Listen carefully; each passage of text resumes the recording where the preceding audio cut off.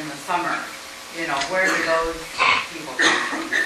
Like the running events? You know, they have race meets there, they could use up. Oh, swim meets? Oh, well, they come in from different towns. Yeah. Those are just Those swim are a meets. lot of people. Yeah, I think the typically our youth is about 50-50, I think, in large part, other than the pool is predominantly city, but most other recreation youth programs are about 50% non-resident, about 50 resident. Yes, sir. I'm James Hanley. I do own city property. I actually own 2 parcels. Somebody wants to buy one. But I appreciate the presentation. I'm a little frustrated because you presented the available revenue alternatives. What I was hoping for was something that would actually be more of potential revenue proposals, showing how if we chose this one, we'd raise this much money to resolve the problem. If we chose this one, we'd raise this much money. You mentioned another upcoming meeting. At that meeting, are we going to get some actual solid proposals that we could look at and comment on? Because you say you want this to be city-driven, but they can't be community-driven unless we can actually see solid proposals. What will this method, if we approve it, actually do for you? The question is, tonight he wanted specific proposals of new revenue. I obviously never, right, of alternative revenue sources. Obviously I've been given no direction to do that, to come up with any specifics. I've talked a little bit about a Headley override, which is fairly simple. That'd give about $500,000. You know, you can count the numbers on millage. You can decide what you want to spend. You know, you do 1 mil for recreation, that would probably pay it, okay, for a year.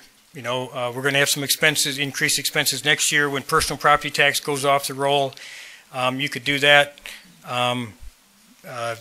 You know, the city commission, frankly, got a large negative feedback about not only the income tax, but look, we pay too much taxes now. You know, there's a number of people all over that don't want to pay more taxes. They're glad their taxes went down, and they want to keep them down. They don't want to increase it anymore, and there's a large segment of the community that doesn't want to pay more. And so I think if you want revenue options, and that's really what you want, I think you need to communicate to your city commission, and they can tell me to get to work on other ones. I hadn't thought much about it, but if you're interested in you know, the addresses and things, you can email all the commissioners, or if you have any specific ideas, you can obviously contact me with your ideas, and we can flesh them out if the city commission wants to consider new revenue. Carrie. Just a quick statement there. Pretty much every option we have on the millage side, you can look at for every mill that we levy, we're going to raise $370,000. Correct. So when we look at, you know, raising millage-wise, we kind of know an exact number. On the income tax side, it's kind of a gray area. We don't. It's hard to nail that down to what the revenue would be. So we have to decide. You know, this year we have a $370,000 hole, but if we raise 1 mil this year, decide to go to vote with that, that'll cover us for this year. So most likely, if you take something millage-wise, you're going to have to do more than that, or we're going to be having this conversation again. This is what I mean. You need to have So a very clear presentation of those precise costs and revenue. The people one time and say, let's fix the problem. Here's some options, and maybe we can narrow down some proposals. But we don't want to do this again next year and the year after. We did have about over 9 hours of strategic planning that we just completed. And one of the goals was to come up with sustainable revenue. So we don't have to have this meeting every year and say, geez, we need another 50,000 because the utilities went up or whatever. The only truly sustainable option that the commission saw was an income tax, because that gave you different revenue. The state, for instance, you know, their revenue is on sales tax and income tax, so their revenue goes up and down with the economy. Ours doesn't. And so the other ones obviously need recurring votes and recurring money, which is okay, because it's okay to go back to people and make their case for more money. But again, if you have the, if there's some appetite for consideration of new revenues, I can schedule another meeting and get more specific about that. But Commissioner Carrico's right. Millage is about $370,000 a mill, depending on how you want to do it. I'm sorry, I haven't talked to you, sir. Here. I think you've got a problem when you talk about something you want to figure out today, this year, and it's going to be submitted. Just because of where our economy is. And this is not Adrian. It's the state of Michigan. It's every state in the Union. It's the United States. And I told somebody at the break, I am very fortunate to have lived in the time frame that I have lived in. I do not believe that in my children's time, in my grandchildren's time, that we're ever going to get back to what we saw in the 70s and 80s.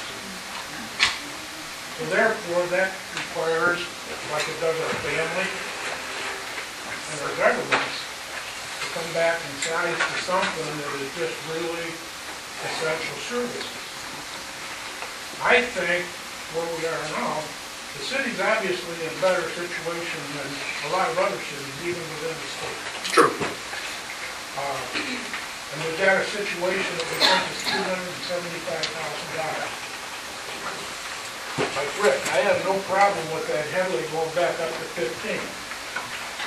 I paid that once, and it benefited me, whatever. I don't have any problem with having the choice to vote on a specific millage. Okay, we passed one for seniors. Yes, you did. Yep. Okay? Every one will be evaluated on their own, and every one will be evaluated on the economic conditions of the county. But that gives the community a choice. Barring that, I don't think we can get a sustainable thing that's going to go 3, 5, 10 years. And whatever we bet on the economy doing in the next 10 years is going to be different. It will be positive difference, but yeah, the statement is, I think if you didn't hear it all, was that things might not be the same as when many of us grew up in the 70s or 80s or whatever, and predicting sustainable revenue is going to be difficult at best, and he personally is willing to support either a Headley override or potentially that, but each proposal would have to be evaluated on its own merits, which is true. Yes, sir. I'll get to everybody. I'm a resident too. I pay more taxes as well. I also had voice. If you're gonna cut, I like to have voice, make my own voice made on it too.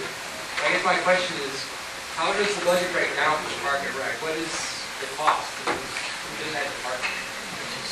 The question is what the cost in that department. What is the big outliers? Probably salaries. Salaries, probably the biggest shot. You have professional managers. You have 3 professional managers and a clerical person. That's probably the biggest chunk. No, I mean, how much does the pool cost? about $50,000 a year. If you don't fix anything, the operation, it's about $50,000 a year. Okay. Yes, ma'am in the red. My question is, if we can't put anything on the ballot till August, and the budget is due in May, is things going to be cut for this year until there's a vote? The question is, since there won't be anything on the May ballot, and the earliest anything could be on the ballot is August, are things going to be cut? Let's say something does go, I guess the question is, if something is put on the ballot for August, are things going to get cut before the vote? Is that your question? That's up to the city commission. If they want to budget and say they want to continue the expense, decide to put something on it, and if they want to use savings until August to see how things come out, they have the ability to do that. Yes, ma'am. Yeah, I just wanted to say a couple of things. I live in Madison County. know me or think they know me, I was born and raised in Adrian. My mother worked at Stubbins and Green for 32 years. I have come back to Adrian after I graduated from medical school and I went to Cleveland Clinic to train. I went out east and came back. And I'm involved and aware of what's going on in the city because it breaks my heart to see what's been happening to the good people in this area. Two things that I would like to say about this right now is there is another source of revenue which has been avoided in this conversation and is the elephant in the room, and that is $445,000 that have been paid to the city of Adrian for mineral right exploration of Heritage Park, every single park in this city, the bed of Lake Adrian, the bed of the bike trail. And this money has been transferred to a special fund which I see occurred according to your paperwork. I looked at this. They moved it from the general fund, which is $445,000, that they have already received from Savoy Oil for leases, not for oil yet. And they've transferred it to a new fund, which is called,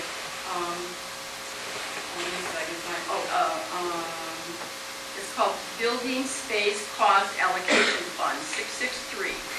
Now, I looked this up, and for the fiscal year this year, our fiscal year, which began October 1st, all things that are listed under there is maintenance. Maintenance for, and I'll just tell you, City Hall, City Chambers, Cemetery, Police Facility, Fire Department, Public Works, Recreation, Parks and Forestry, Heritage Park, Adrian Training School, Adrian Public Library. This totals $528,000. Now, what I'd like to say is that where is this money and why is it being put in a fund that is to maintain buildings without actually providing $370,000 that we need for our recreation department? And also, what is the plan for the royalties that will be obtained soon? Because you just said by the end of February, you're going to be drilling for oil in Heritage Park and also at Witt Farm. So my question is, what is the plan by the city government? The question is, what's the plan for oil? She indicated that the city has created a special fund for oil well proceeds to maintain public buildings. That is not correct. The money was put into the general fund. It is now in our fund balance. Of the $450,000, city employees were given a one-time bonus with that of 1.5%. That was about $100,000. That was paid last year. The rest of it is the reason that we didn't go in the hole last year for the budget, and we did actually increase our fund balance, so we've saved it. What we did do with the building fund is exactly what somebody over here I thought gave very fair criticism, that prior city commissions had not saved money to maintain and take care of buildings. So we took $400,000, wasn't the same money, but out of the fund balance, we have assigned it to create a new fund to actually depreciate and take care of our buildings, so we don't have, so somebody in 30 years won't have to do this again.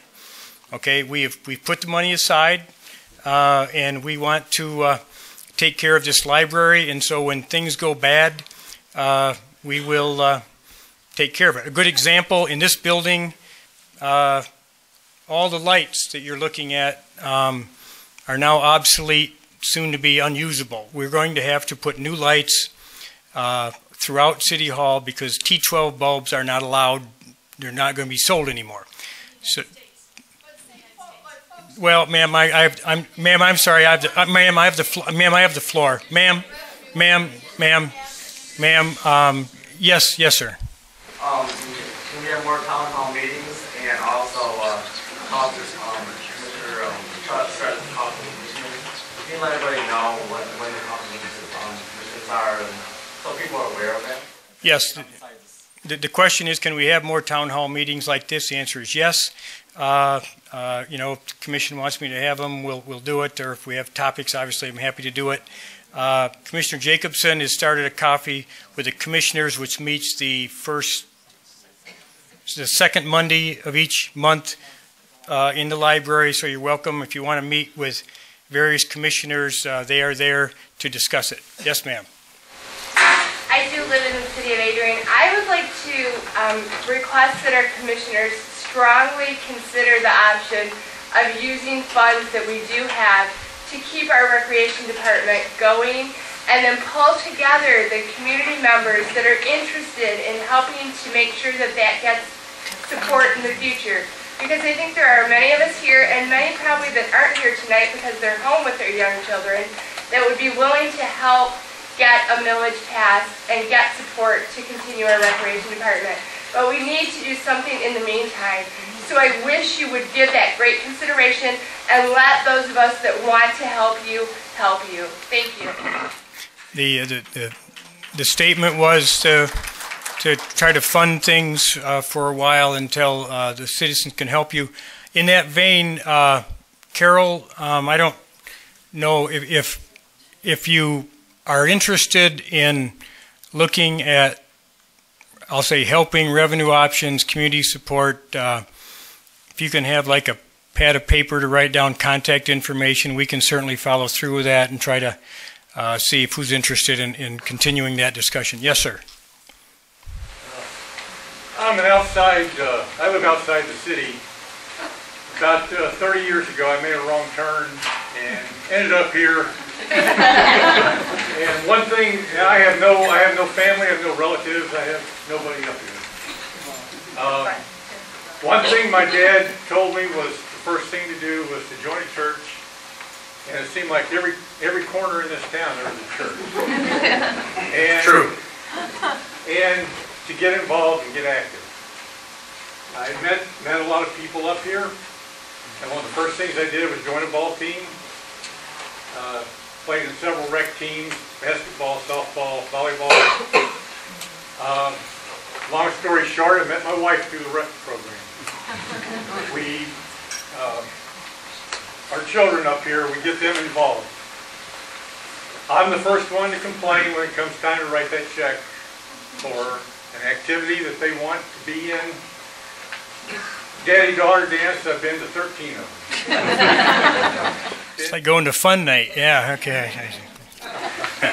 Anything, I find a way to participate in the programs in the rec department. I've played and I've watched, and the point I want to make, we've got some excellent facilities here. I've played on teams from I've played 4 teams in other cities, Jackson, Ann Arbor. I've played against teams that have come here. We have by far very, very good facilities, ball fields here, lighted ball fields. Bone pool. You will not find another pool that size.